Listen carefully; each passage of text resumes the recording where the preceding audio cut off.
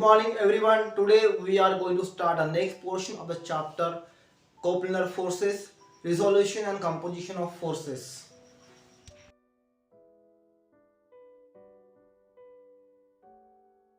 तो हमारा next part है system of forces in the mechanics for the chapter we have first to learn system of forces.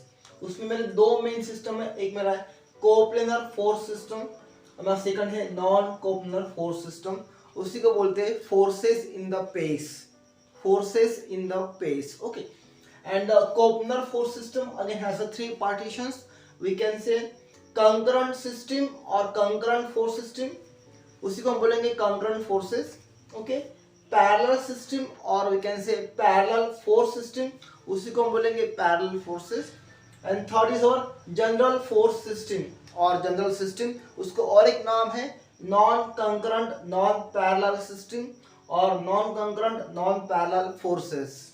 ठीक है, तो आपको इतना फोर्सेस, इसके अलग अलग टाइप्स आपको याद रखना है कैसे कैसे होते हैं। पहले हम शुरू करेंगे कोप्लेनर फोर्स सिस्टम से। In the coplanar force system all the forces are lie in a single plane. मेरा प्लेन है, तो what is plane? Plane is a single paper और सिंगल वॉल, जैसे एक वॉल है। ओके, तो all the forces are lying in a single plane और single wall.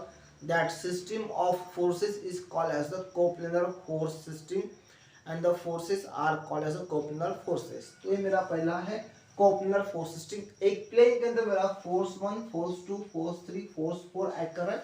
यहाँ पे मेरा एक concurrent force system जो मेरा एक्ट कर रहा है force 1, force 2, force 3, force 4, force 5, force 6। मेरे सारे फोर्सेस लाई कर रहे in a single plane. That is my coplanar force system. Next मेरा है नॉन कोप्लेनर फोर्स सिस्टम।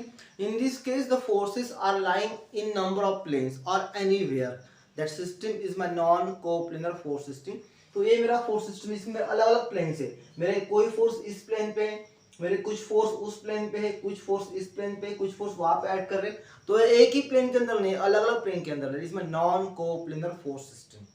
ठीक है, now that coplanar force system has three partitions. My first is concurrent system or concurrent force system. Okay, in the concurrent force system all the forces are meet at a single point. Okay, in the concurrent force system all the forces are meet at a single point.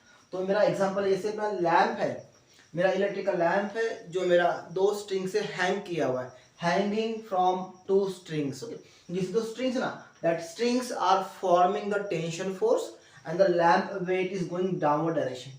एक point है O, जहाँ पे मेरा lamp का wait उस point से नीचे जा रहा है, और वहाँ पे मेरे दो स्ट्रिंग उस लैंप के वेट को खींच रहे हैं। तो लैंप के दो string making the force 1, force 2, the lamp weight is making W weight going downward, they form the concurrent force system. Again जैसे मेरा इलेक्ट्रिक पोल है, इलेक्ट्रिक पोल पे केबल्स के वायर्स लगे हुए हैं, तो इलेक्ट्रिक पोल का जो वेट है जो नीचे जा रहा है W is the electric pole weight and the cable wires वो उसको फोर्स लगा रहे, टेंशन फोर्स। तो मेरा पहला फोर्स वायर 1 है, force 2 wire 2, force 3 wire 3 and force 4 wire 4. So cable wires are forming the tension force along with the pole and they form the concurrent force system at the point O also. ठीक है, next मेरा है parallel force system. In this system the line of action of forces are acting parallelly. जिस point से, जिस line से forces मेरे जाएंगे वो मेरे फोर्सेस का लाइन ऑफ एक्शन पैरेलल रहेगा। फॉर एग्जाम्पल जैसे स्टूडेंट्स से बैठे हुए बेंच के ऊपर। ओके, तो जब स्टूडेंट्स बेंच पे बैठते तो उनका जो वेट है नीचे जा रहा है वर्टिकली। जैसे मेरा स्टूडेंट 1 है, 2 है, 3 है, तो इसका फोर्स, इसका वेट 1, इसका वेट 2, इसका वेट 3। तो मेरे तीनों स्टूडेंट का वेट ऊपर से नीचे जा रहा है, ऊपर से बेंच का वेट जो भी नीचे जा रहा है। बट आप गिरते हो क्या? नहीं गिरते हो, क्योंकि आपके वेट को किसी ने बैलेंस किया हुआ है। तो आपके वेट को जो बेंचेस को, जो लेग्स है, को बैलेंस करते हैं and they offer the opposite reactions, opposite force वो नीचे से लगाते हैं। तो reactions by the bench legs are called as the reactions. तो सारे आपके जो वेट्स है वो वर्टिकल नीचे जा रहे हैं और रिएक्शंस जो है बेंच के लेग्स के ऊपर आ रहे हैं। ये सारे मिला के बनाते हैं parallel force system. Okay, parallel force system दिखती ऐसी है, एक वर्टिकल वर्टिकल वर्टिकल वर्टिकल। इसमें से मेरा एक वर्टिकल होगा, एक डाउन, जो भी है वर्टिकल वर्टिकल कुछ भी हो सकता है। दिस मेरे line of action of forces. इनकी जो लाइन ऑफ एक्शन है फोर्सेस की, this line of action of forces are acting parallelly. मेरा पैरेलल फोर्स सिस्टम है। और एक एग्जांपल है जैसे a vendor weighing the vegetables by the weighing machine.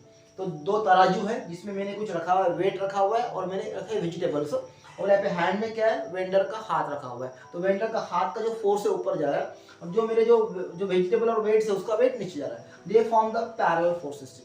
All the forces are acting vertically parallel. तो हो गया मेरा पैरेलल फोर्स सिस्टम।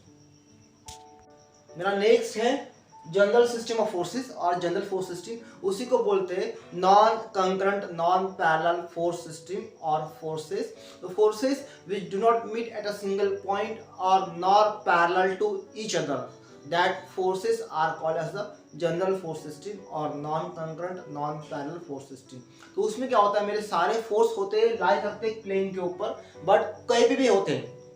मैं जैसे एक बिल्डिंग है, बिल्डिंग को मेरा फोर्सेस सारे आ रहे, मेरा एक फोर्स यहाँ पे, मेरा फोर्स 1 यहाँ पे, फोर्स 2 यहाँ पे, फोर्स 3 यहाँ पे, फोर्स 4 यहाँ पे, फोर्स 5 यहाँ पे और फोर्स 6 यहाँ पे, फोर्स 6 यहाँ पे। सारे फोर्स मेरे ना एक सिंगल पॉइंट पे ना पैरेलल है। That force system is my general force system, non concurrent non parallel system of forces.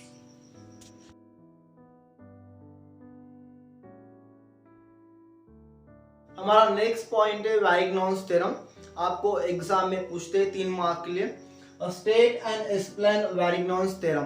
आपको 3 मार्क के लिए पूछते हैं और आपको इस थ्योरम पे बहुत सारे न्यूमेरिकल्स आपको सॉल्व करना पड़ता है, तो आपको इसको लर्न करना पड़ेगा। ओके, तो Varignon's theorem states that the algebraic sum of moments of the system of coplanar forces about any point in the plane is equal to the moment of the resultant force of the system about the same point। तो आपको ये statement याद करना है। तो उसका formula ऐसा रहता है, the summation of moment of force about A is equals to moment of the resultant about the same point A। ठीक है, तो आपके सिस्टम में बहुत सारे फोर्सेस एक्ट करते हैं। जैसे मेरा सिस्टम दिया हुआ है, ए बी पकड़ लेंगे, मेरा एक बार दिया हुआ है ए बी, एक रॉड होता है ए बी जिसका मेरा स्टार्टिंग पॉइंट ए है, मेरा एंड पॉइंट बी है। उस ए बी बार पे मेरे बहुत सारे फोर्स एक्ट करते हैं। मेरा फोर्स 1 जो है वो मेरा पॉइंट ए पर ही है।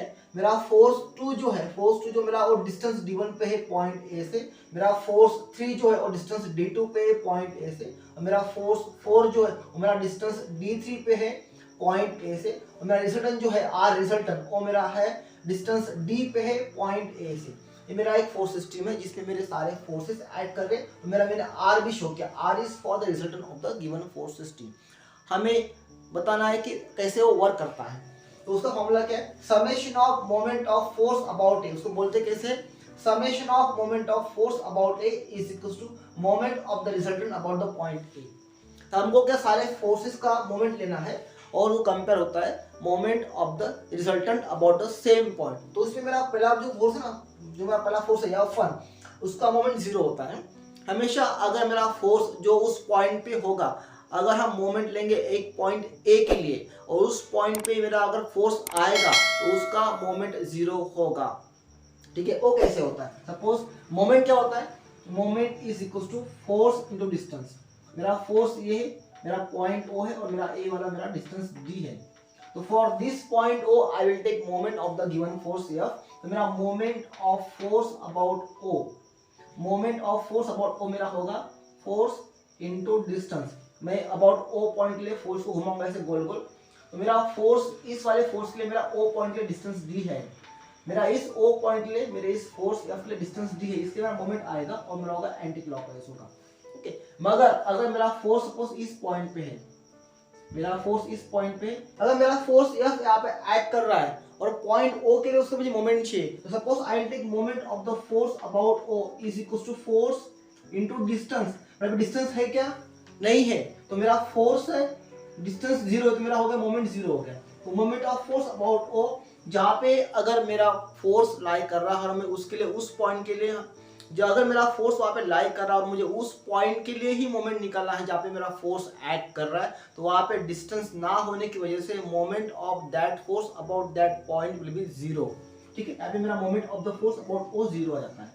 ठीक है, तो सेम फंडा यहाँ पे अप्लाई होता है। अगर मेरा पॉइंट ए पे मेरा फोर्स 1 तो उसका मोमेंट 0 हो जाता है, हम ओ नहीं पकड़ते। अबाउट ए के लिए मेरा फोर्स जो F2 जा रहा है ऐसे एंटी क्लॉकवाइज, और मैंने कहा था anti clockwise positive, clockwise negative, तो मेरा पॉइंट ए के लिए जाएगा F2, तो मेरा होगा F2 इनटू डिस्टेंस कितना है D1 है F2 का D1। हाँ, मेरा एंटी क्लॉकवाइज से पॉजिटिव, मेरा F3 क्या है क्लॉकवाइज। हम सारे फोर्स लेंगे, हम यहाँ पे सारे फोर्स लेंगे, फोर्स 2, फोर्स 3 और फोर्स 4 लेंगे, बाद में हम R लेंगे, R अलग होता है, ये जस्ट एग्जांपल है। तो मेरा पॉइंट ए के लिए F2 इनटू D1 है माइनस ओके नेगेटिव है minus F3 into D2 plus F4 मेरा एंटी क्लॉकवाइज है प्लस F4 इनटू D3। ये मेरा हो गया सारे फोर्सेस का moment is equal to R, R मेरा क्या एंटी क्लॉकवाइज, तो R इनटू D, तो ए मेरा हो गया ये वाला, तो ए मेरा हो गया मोमेंट का फॉर्मूला। और मेरा example how to find the moment, how to, ये मेरा एग्जांपल हो गया how to use the Varignon's theorem for the given any force system. ठीक है, तो अगर आपको पूछते एग्जाम में state and explain the Varignon's theorem, आपको सिर्फ उसका वो स्टेटमेंट लिखना है, आपको एक्सप्लेन करना है एग्जांपल देके कि how we are applying the Varignon's theorem on the given problems, that is your answer for the 3 marks. तो आई होप कि आपको आज का जो पोर्शन जो समझ में आ गया हो गया, हमने कैसे स्टडी किया हुआ है। हम अगले वीडियोस में मैं सारे न्यूमेरिकल शुरू करूंगा, सो आप जो सारा मैंने पढ़ाया थ्योरी पोर्शन पूरा, आप उसकी सारी प्रैक्टिस कर लीजिए, सारा स्टडी कर लीजिए। सो आई होप कि आपको समझ में आ गया होगा। Thank you very much.